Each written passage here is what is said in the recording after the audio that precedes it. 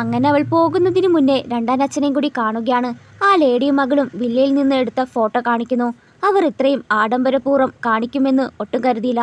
അതിനാൽ അവൾ നിങ്ങൾക്കിത്രേ ദയുള്ള ആളാണെങ്കിൽ ഒരു ചാരിറ്റി ഫൗണ്ടേഷൻ തുടങ്ങിയാൽ പോരെ, അതാകും ഇതിനെക്കാട്ടും ബെറ്റർ എന്ന് പറഞ്ഞ് അവൾ പോയി. എന്നാൽ അവൾ പോയതിന് പിന്നാലേക്കും ആ ലേഡി രണ്ടാനച്ഛനെ വിളിക്കുന്നു. വില്ലയിൽ താമസിച്ചതിന് നന്ദിക്ക് പകരം അവർ വില്ലയിൽ അറ്റകുറ്റപ്പണികൾ ചെയ്തു കൊടുത്ത് ഭാര്യയ്ക്ക് ഇഷ്ടമായില്ല. ഇന്നലെ ആളുകളെ കൊണ്ടുവന്ന് വില്ല പൂർണ്ണമായി നശിപ്പിച്ചെന്നും ഞങ്ങളെ പുറത്താക്കി. അപ്പോഴാണ് അവൾ കാണിച്ച ഫോട്ടോ ഓർക്കുന്നത്.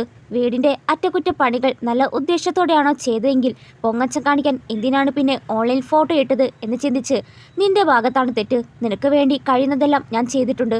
എനിക്കിനി നിന്നെ നോക്കാൻ പറ്റില്ല. ഇനി ഇതിൽ കൂടുതൽ സഹായിക്കാനും പറ്റില്ല. ആ കാർഡങ്ങ് തിരിച്ചു തന്നേക്കെന്ന് പറഞ്ഞ് ഫോൺ കട്ടാക്കി. രണ്ടാനച്ഛൻ ഇപ്പോൾ അവരുടെ വരുതിയിൽ വരാത്തോണ്ട് തന്നെ നല്ല ദേഷ്യത്തിലായിരിക്കും. പിറ്റേ ദിവസം അമ്മയും ഹീറോയും ലേലത്തിനായി വെച്ച ഹോട്ടലിലേക്ക് എത്തുമ്പോൾ ആ ഹോട്ടൽ തുറന്നു പ്രവർത്തിക്കുന്നു. ആ ഹോട്ടൽ മറ്റൊരു കമ്പനി വാങ്ങിച്ചിരിക്കുകയാണ്. അത് വാങ്ങിച്ചത് മറ്റാരുമാകില്ല, രണ്ടാനച്ഛനും ഹീറോയാകും. അപ്പോഴേക്കും അവരെത്തി. അമ്മയ്ക്ക് രണ്ടാനച്ഛന്റെ വക സമ്മാനമാണ്. ഈ ഹോട്ടലിന് ചുറ്റുമുള്ള റിസോർട്ടും വാങ്ങിച്ചു. രണ്ടാനച്ഛനും ഇനി എന്നോട് ദേഷ്യപ്പെടരുത്, ഈ പ്രാവശ്യമെങ്കിൽ എന്നോട് ക്ഷമിക്കുക. ഇന്നിത് എനിക്കാണെങ്കിൽ നാളെ ഇത് മറ്റൊരാൾക്ക് ആകില്ലേ. രണ്ടാനച്ഛനും അപേക്ഷിച്ച് പറഞ്ഞതിനാൽ അമ്മ ഈ പ്രാവശ്യത്തേക്ക് ക്ഷമിച്ചു.